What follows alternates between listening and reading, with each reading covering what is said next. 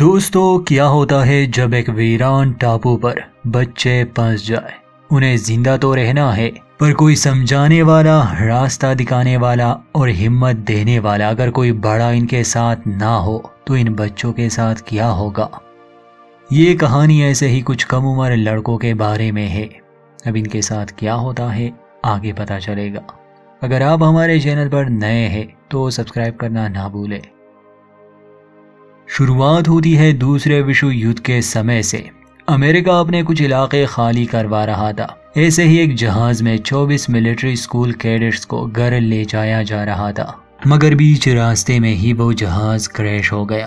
حادثہ ایک ویران ٹاپو کے قریب ہوا تھا، اس لیے بچے اپنی جان بچا کر ٹاپو پر آ گئے کیونکہ انہیں لائف بوٹ مل چکی تھی۔ اس حادثے میں ایک پائلٹ بھی زندہ بچا تھا مگر وہ گھائل ہو چکا تھا۔ یہ بچے اسے بھی اپنے ساتھ آئی لینڈ پر لے آتے ہیں۔ اس کا نام کیپٹن بینسن تھا۔ یہ اکلوتا اڈلٹ تھا مگر وہ اپنے ہوش میں ہی نہیں تھا۔ شام کو یہ آئی لینڈ پر پہنچ جاتے ہیں اور رات کو انہیں بھوک اور پیاس لگ گئی۔ ان کے پاس راشن نہیں تھا۔ ان بچوں میں سے ایک جو باقی سب سے عمر میں بڑا تھا اور رینک کے حساب سے وہ کرنل بھی تھا، اس کا نام رالف تھا۔ وہ باقی سب سے کہتا ہے کہ ابھی ہم آرام کریں گے اور صبح سوچیں گے کہ ہمیں کیا کرنا ہے۔ اگلی صبح انہی میں سے ایک لڑکا جس کا نام سائمن تھا وہ آئی لینڈ پر گھوم رہا تھا۔ اسے صاف پانی مل جاتا ہے، وہ خود پانی پی لیتا ہے اور واپس اپنے ساتھیوں کے پاس آتا ہے، انہیں بھی پانی کے بارے میں بتا دیتا ہے۔ اس کے بعد کچھ بچے کانا ڈھونڈنے میں لگ جاتے ہیں۔ کچھ اس آئی لینڈ کے اونچی جگہ پر جاتے ہیں تاکہ دیکھ سکے یہ جگہ کیسی ہے۔ کنارے پر ہی ایک لڑکا تھا جسے اس کہانی میں پیگی کا نام دیا جاتا ہے کیونکہ وہ باقی سب سے موٹا تھا۔ اسے ایک کاؤنٹ شیل مل گیا تو وہ اسے رالف کے پاس لے آتا ہے۔ رالف اسے بجاتا ہے تو سبھی بچے کنارے پر اکٹھا ہو جاتے ہیں۔ رالف سب کو بتاتا ہے کہ یہ کاؤنٹ جس کے پاس بھی ہوگا وہ باقی سب سے اپنی بات کر پائے گا۔ رالف کہتا ہے کہ شاید اس آئی لینڈ پر کوئی نہیں رہتا، ہمیں ایک ساتھ رہنا ہوگا۔ انہی میں سے ایک لڑکا تھا جیک، جو کہتا ہے کہ شاید ہمیں پورے آئی لینڈ کو صحیح سے دیکھنا چاہیے۔ خیر لگتا ہے جیسے جیک والے کریکٹر کے نصیب میں کریش ہونا اور آئی لینڈ پر سروائیول کرنا ہی لکھا ہے۔ یہاں پیگی بھی اپنی بات سامنے رکھتا ہے۔ وہ کہتا ہے کہ کوئی نہیں جانتا ہم کہاں ہیں اور شاید ہمیں بچانے کے لیے کوئی بھی نہ آئے۔ رالف سب کو سمجھاتا ہے کہ سب سے پہلے تو ہمیں آگ جلانی ہوگی اور وہ آگ جلتی رہے تاکہ یہاں سے اگر کوئی بھی گزرے تو وہ دیکھ سکے، اور ہمیں رولز بنانے ہوں گے۔ جیک آگے آتا ہے اور کہتا ہے کہ میں آگ جلانے کا کام کروں گا۔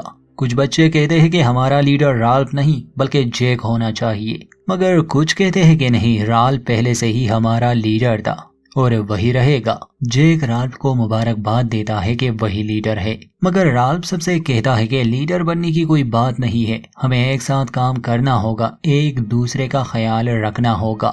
اس کے بعد یہ لوگ کام کرنے لگے، جیسے جیک اور اس کے کچھ ساتھی کیمپ بنانے میں لگ جاتے ہیں۔ تبھی پیگی ان کے پاس آتا ہے اور کہتا ہے کہ شاید ہمیں جہاز کا ملبہ ڈھونڈنا چاہیے، مدد آنے تک ہمیں خود کو سرکشت رکھنا ہے، مگر جیک کہتا ہے کہ ہمیں بچانے کے لیے کوئی نہیں آنے والا اور جہاز کا ملبہ سمندر میں ڈوب چکا ہے۔ یہ سنتے ہی پیگی اس پر غصہ کرتا ہے کہ تم باقی سب کو ڈی موٹیویٹ کر رہے ہو۔ یہ سنتے ہی جیک اس کا نام پیگی رکھ دیتا ہے اور یہ بھی کہتا ہے کہ یہاں سب سے بیکار تم ہی ہو۔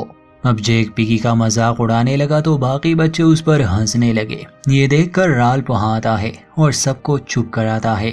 کیمپ بنانے کے بعد ان میں سے کچھ پہاڑی پر جاتے ہیں اور لکڑیاں جمع کر کے وہاں آگ جلا دیتے ہیں۔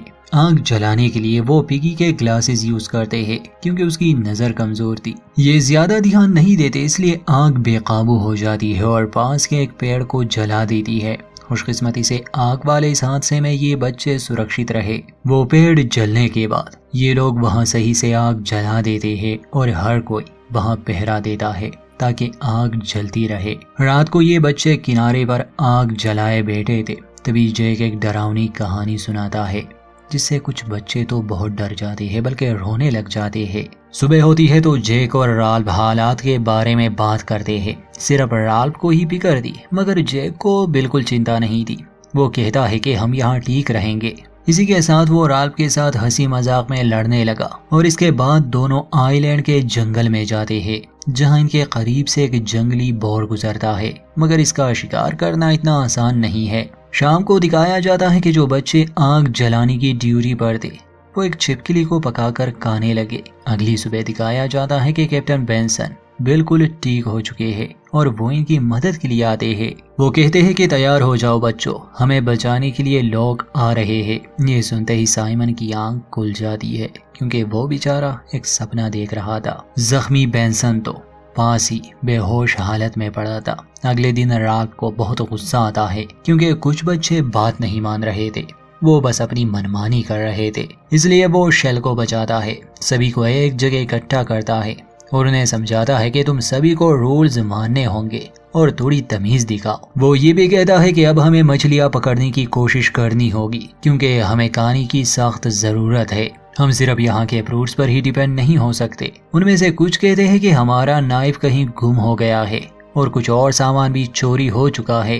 سبھی چلاتے ہیں کہ ہمیں چور کو سزا دینی ہوگی۔ سبھی کافی عجیب اور ڈراؤنی باتیں کرنے لگے۔ خیر رالف دو بھائیوں کو لیے فشنگ پر جاتا ہے جو اصل میں ٹوینز تھے۔ اب آہستہ آہستہ یہ بچے بے قابو ہو رہے تھے، جیسے بگڑیل بچے جیک کا ساتھ دیتے ہیں اور وہ مچھلی پکڑنے والوں کو پریشان کرتے ہیں، ان پر پتھر پھینکتے ہیں، مگر رالف انہیں بھگا دیتا ہے۔ ان کے جانے کے بعد ٹوینز بتاتے ہیں کہ ملٹری اسکول میں آنے سے پہلے رالف کو پولیس نے بھی اریسٹ کر لیا تھا کیونکہ اس نے گاڑی چرانے کی کوشش کی تھی۔ مطلب کہ جیک نامی لڑکا مینٹلی ہی کرمنل ٹائپ ہے۔ اب جو لڑکے جیک کے ساتھ ملے تھے وہ جیک کے کہنے پر لکڑی کے بالے بنا دیتے ہیں۔ جیک نے جنگل میں بورس کو دیکھ لیا تھا اور یہ لوگ انہی کا شکار کرنے والے تھے۔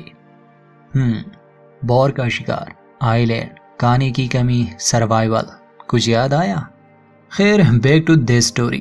اس سمے سائمن نامی لڑکا آتا ہے، اسے ایک کیمیلین ملا تھا، وہ ایز اے پیٹ اسے اپنے ساتھ رکھتا ہے، مگر جیک کا ایک ساتھی یہ کہہ کر اس کیمیلین کو مار دیتا ہے کہ مجھے شکار کے لیے پریکٹس کرنی ہے۔ سائمن اپنا جانور لیے وہاں سے چلا جاتا ہے مگر کچھ کہتا نہیں۔ یہ بچے وہی بیٹے بالے تیار کر رہے تھے کہ انہیں جھاڑیوں میں سے کچھ آوازیں آتی ہے۔ جیک جلدی سے بھاگتا ہے، اسے لگا شاید کوئی بور ہے، مگر اصل میں وہ کیپٹن بینسن تھے جو ہوش میں تو آ چکے تھے، مگر انفیکشن اور تیز بخار نے اسے ڈیلیوژنل بنا دیا تھا، وہ شوق میں تھے۔ جیک اور اس کے ساتھی کیپٹن کو واپس سے ٹینٹ میں لے آتے ہیں۔ بعد میں جیک کہتا ہے کہ شاید ہمیں اسے مار دینا چاہیے، مگر رالف منع کرتا ہے کہ ہم ایسا نہیں کریں گے، ہمیں ان کا خیال رکھنا ہوگا تاکہ یہ اپنے گھر واپس جا سکے۔ آدھی رات کو جب سبھی بچے سو رہے تھے تو کیپٹن بینسن اپنے ٹینٹ سے باہر آتا ہے اور آئی لینڈ کے جنگل میں چلا جاتا ہے۔ اگلی صبح جب بچے جاگتے ہیں تو کیپٹن وہاں نہیں تھے، اس لیے سبھی اس